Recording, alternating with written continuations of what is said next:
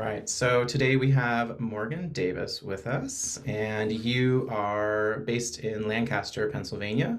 You've got your Davis Flute Studio. You're also a professor of flute at Tell School of Music at Millersville University. You've also got a blog that you write about music, wellness, and movement.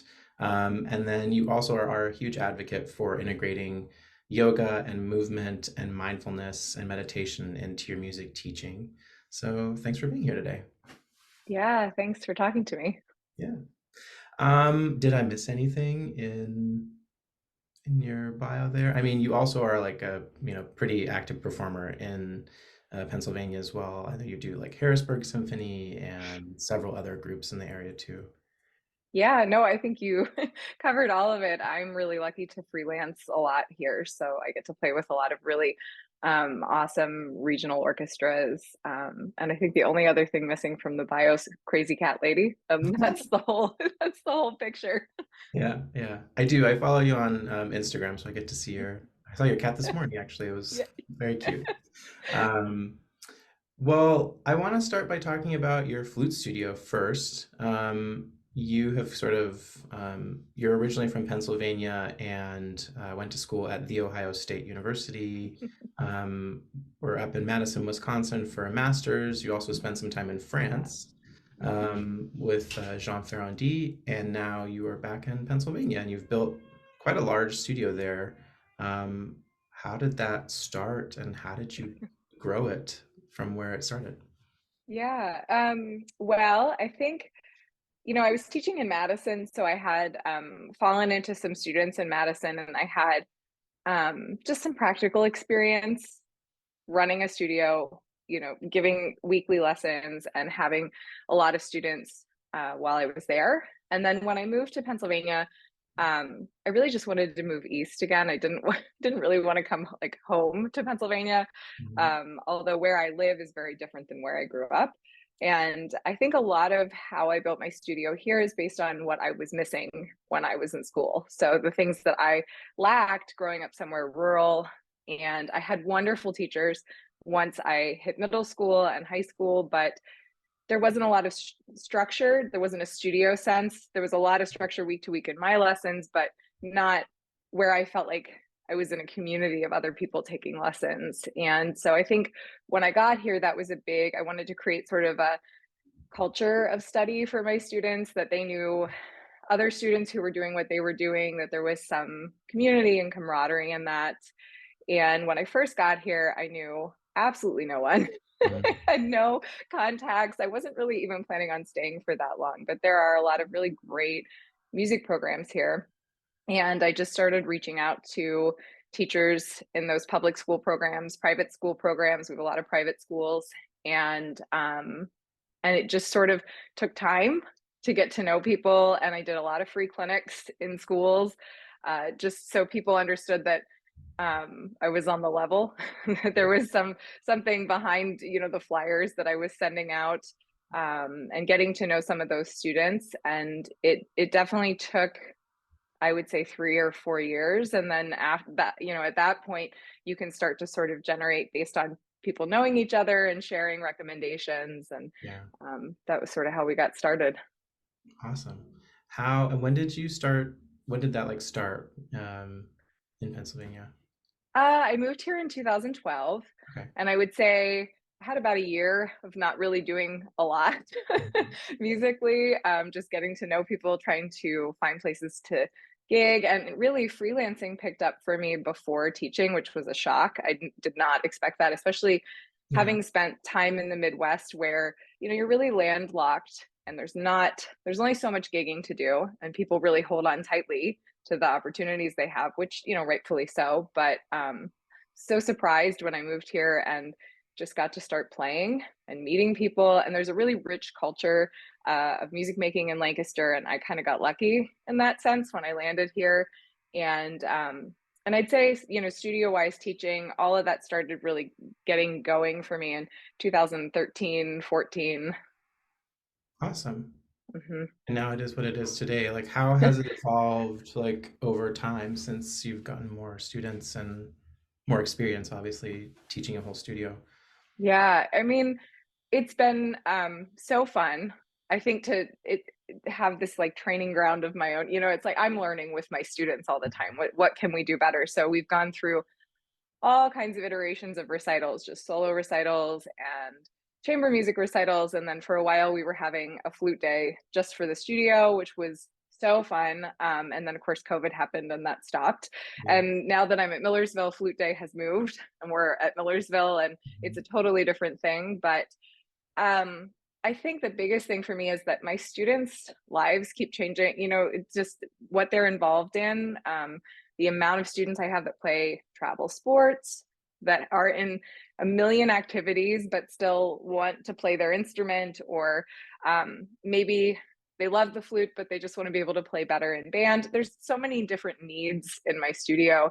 And so I think that's been an interesting thing for me to think about. There's a way I would like to teach each student, but they're all different, so I can't teach everyone like they're going to take the flute as seriously as I might have at their age. That's a big expectation. So I think, especially recently and following COVID, my schedule has changed quite a bit. And then I'm watching my students' schedules change. Either they are throwing themselves back into so many activities or they're choosing to pare back. There's sort of these two extremes of how we're dealing with life post-pandemic. Mhm. And thinking about, maybe there's a better way for us to work together, especially as I look for how do I balance continuing to teach, but also not teaching quite as much. Yeah. So we're experimenting. We're trying some group lessons and different kind of social community based experiences for them that maybe meet their needs a little better, meet their schedules a little bit better. And of course, there's nothing wrong with that one-on-one model we've had for so long, and that suits so many of my students, but it doesn't suit everybody. Mhm. That's great. Yeah. Yeah. And I like identify with coming from a rural area as well and didn't have like proper lessons until college actually. So Yeah. it's cool to come back to an area and like make sure that that need is met for a lot of kids who don't get to have it and have structure. Because Yeah. you can think you're like almost like a big fish in a very small puddle or something, which was definitely me for a while. And then you meet Yeah. other flutists and get to play with them. So I think it's just cool that you have a group of students and they all get to like spend time with each other and play together and hear each other play. And I think that helps us all grow as artists. Yeah. I just that so much of that resonates because I really I was the only person in my high school taking lessons for a while. For most of the time I was in school, it's a really unique situation to be in. And then we were constantly searching for places to go and get what I was looking for. And you go to these camps and honor bands and things, and you get there and think like, wow, I am really behind. Yeah. I really had no idea. So I'm always want my students to have some perspective on, what's possible, what can you aim for, even if you don't want to be a flutist, but then yeah, just how to get there. So, and I know I really relate to what you're saying because I didn't play in an orchestra until I was a junior in college. So, and at that point, you're realizing how much there really is left to learn. Yeah. Doing a lot of catch up. Hmm. Um, so you also kind of integrate movement and yoga and stuff into your teaching. How did you get started with yoga? Because you also are like a certified instructor with couple hundred hours of teaching under your belt. Yeah, it's it's interesting. I was not an athletic person as a teenager. I took dance, but it was like more of just a hobby. And the first yoga class I took in college was just a total flop for me. I did not relate to it at all. My friend that took it with me, we kept getting in trouble for laughing and like talking during class. I think I just felt really uncomfortable in my own skin. And you're trying to take this, really embodied practice. It just didn't fit. So it wasn't until much later. And honestly, when I moved here and I had a lot more free time and I had started to exercise more and like think about my health as an adult, and I started taking yoga when I moved here, and it helped me so much. I felt so much stronger, but also just like mentally, so much more balanced. And so I practiced pretty intensely for a while. and then fell off the wagon a little bit and got back into it a little bit before the pandemic. And I think, not to put a silver lining on the pandemic, but it was a little serendipitous that that cleared my calendar at a time that I was looking to get more purposeful about my yoga practice. And I was really thinking a lot about how it related to what I do and to our playing. And I had gotten into mindfulness meditation a couple of years before that as well, and was just seeing so many benefits of those things for myself and my day-to-day life and my teaching.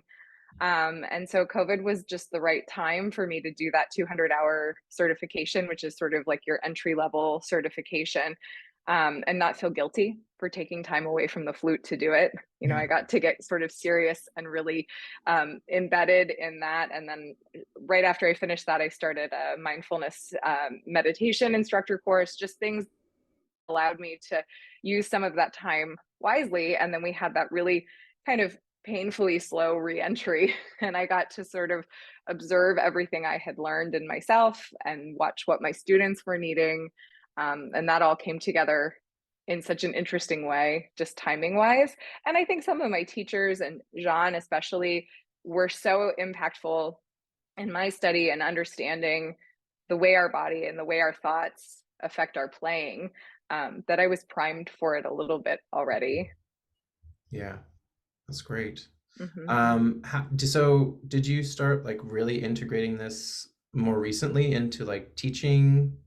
Because I know we had you do a workshop with us, but is that something you started doing more recently, post-pandemic, I guess? Yeah, so I think there was always some element of those things in the way I had learned them through the flute, you know, with that as the avenue for understanding. But definitely it's more recent. It's just been since you know, we kind of got back to everything post COVID. I taught some musician specific yoga classes online Mhm. after I finished my certification. And that was a really great experience for me to sort of understand, what do people feel comfortable with? What do they already know? There's already a lot of musicians that do practice yoga. And then that sort of became a little catalyst or inspiration to start thinking about, well, how does it really fit uniquely to what we do? And that's like the workshop I did with you all. It's been really interesting just scratching the surface of what are the ways that these concepts tie together. Mhm. That's great. Hmm. So on top of that, you also have a blog, which I kind of looked through a little bit. Did that start in 2020, kind of as a pandemic project sort of thing?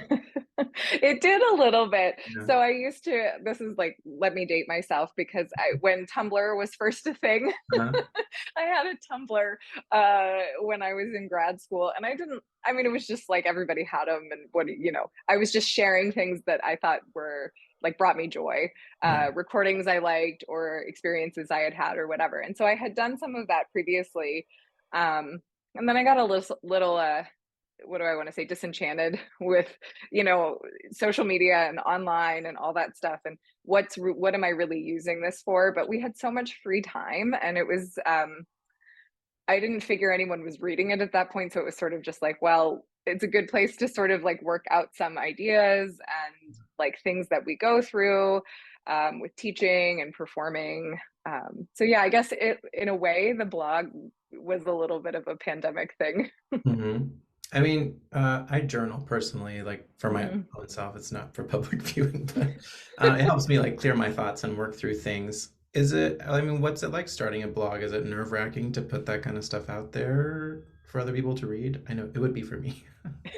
Yeah, I totally think it is. And even now, sometimes I'll write things and feel like I don't know how many people actually read it or not, but I feel it is a little nerve-wracking to put your opinions and the way that you teach and the way that you conceptualize, you know, what we do in places that people can really view it. But at the same time, I think it's important. I'm doing that with my students all the time.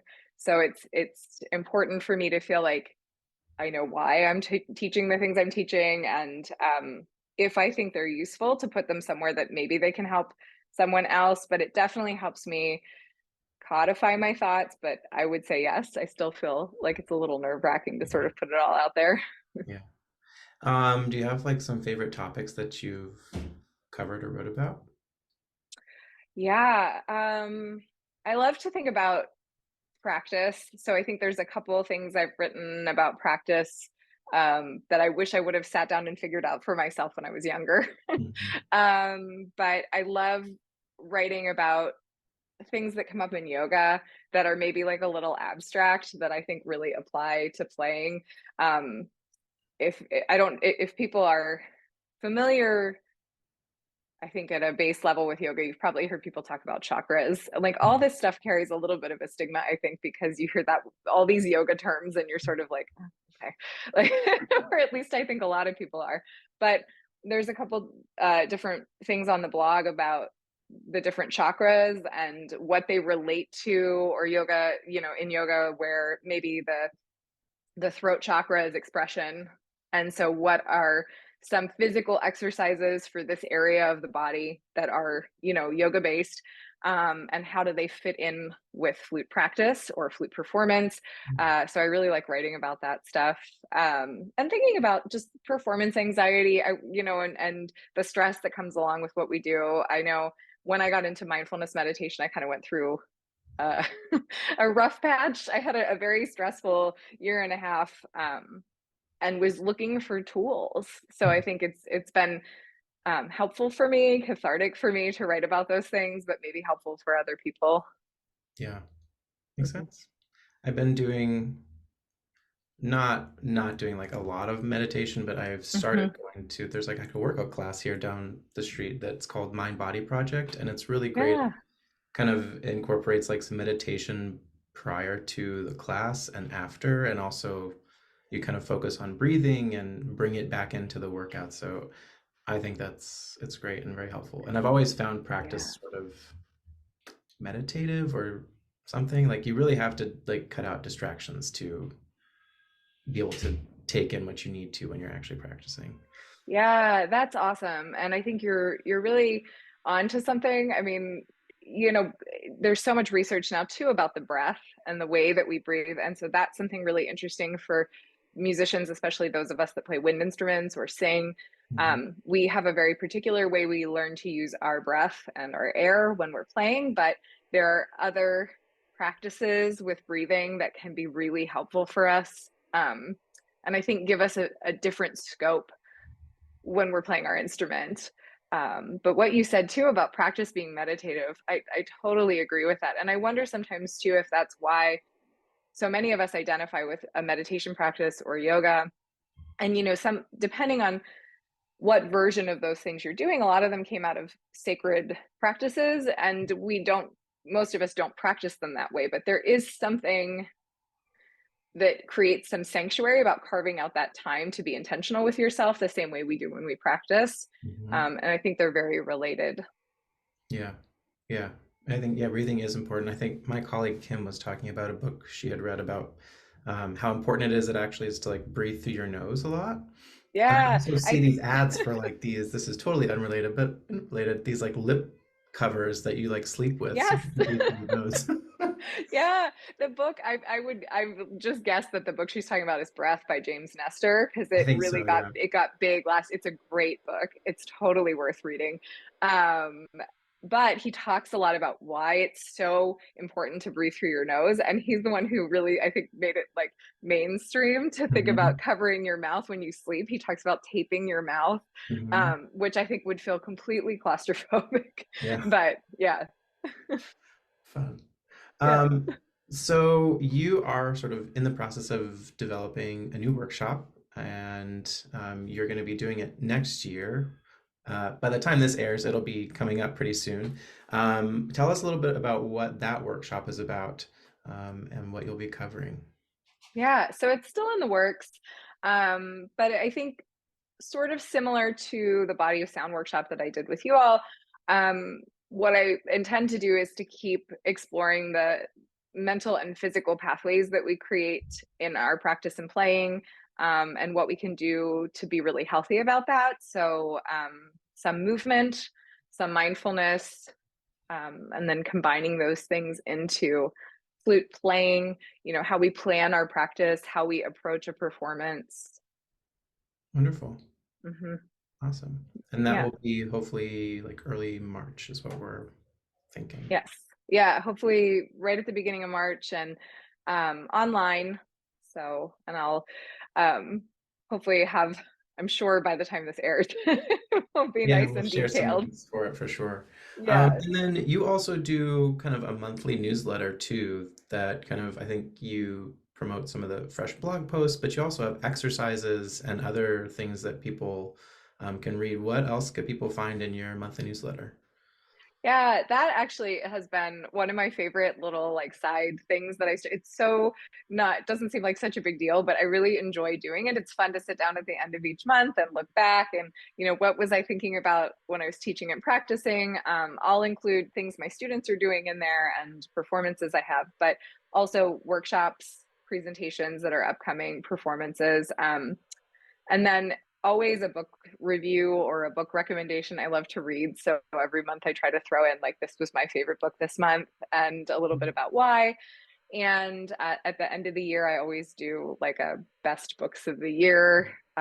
So I don't know, it's like my own little book club segment in there.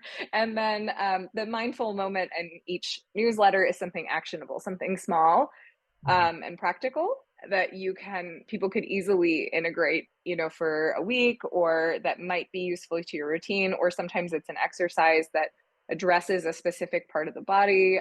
One month I did shoulders, things that are useful if we're playing or practicing a lot. Okay, that's great.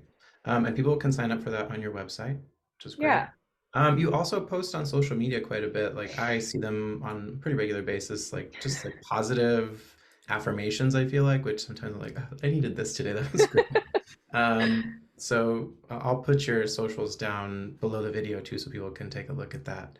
And then one of the last things I try and always ask people is what kind of advice would you give maybe to, it's a better way to frame it, but to your like past self? Like what would you advice would you give to yourself now, having the experience that you do before you got into teaching? Mm, Take your time. that's such a great question and such a big question.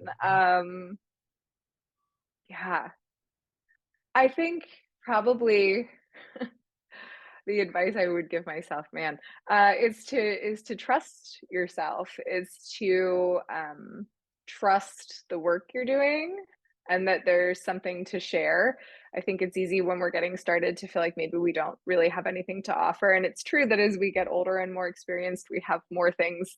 Um, that are really valuable to share with our students, but there's always something to share. And when I first got started, I always just sort of felt behind. Mhm. Like I wasn't quite there yet, but you're never quite there. So I think, yeah, just to have some trust in yourself when you're getting started. That's great. Yeah. I think as musicians, artists in general, we can all be pretty hard on ourselves too Yes. about how much we still need to do and accomplish. But um, just reading through the things that you do, like you do a lot, we all do a lot. So like you're doing great.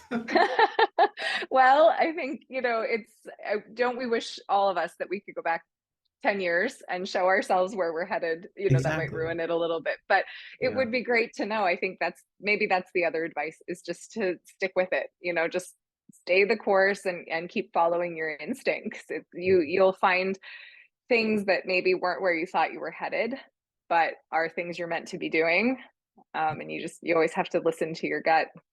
Yeah. I think if you're open to it too, it kind of things come to you and you just kind of know when to jump at them if you're like Hmm. if your mind is clear enough. Yeah. Happened to me a few years ago and that's how I ended up here. So it's great. Yeah. Yeah. And you never know. You just have to be, like you said, you have to be open. Yeah. And so a few months ago, you did your Body of Sound workshop with us, which was fantastic.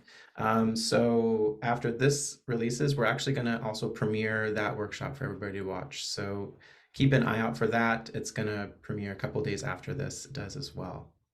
Um, I want to thank you for being here. Is there anything else you want to talk about? Because this whole series really, for me, is about sort of highlighting the work that people are doing out there. So if there's Mm. anything you want to talk about or promote, I'm open ears. No, I mean, I think it's great that you're doing it, and I've watched, like, a bunch of the other interviews, and it's really fascinating to me how different we all are, and there's similarities in everybody's stories, but it's so fascinating to watch and see all the differences and realize there really is a place for everyone, and especially in teaching too, because every student is different. They all need something different. Um, and I think it's really great that you're doing it. It can be a very lonely thing to be a private teacher, Yeah. or even a university teacher. Whatever kind of teaching can feel very isolating, the way we do it.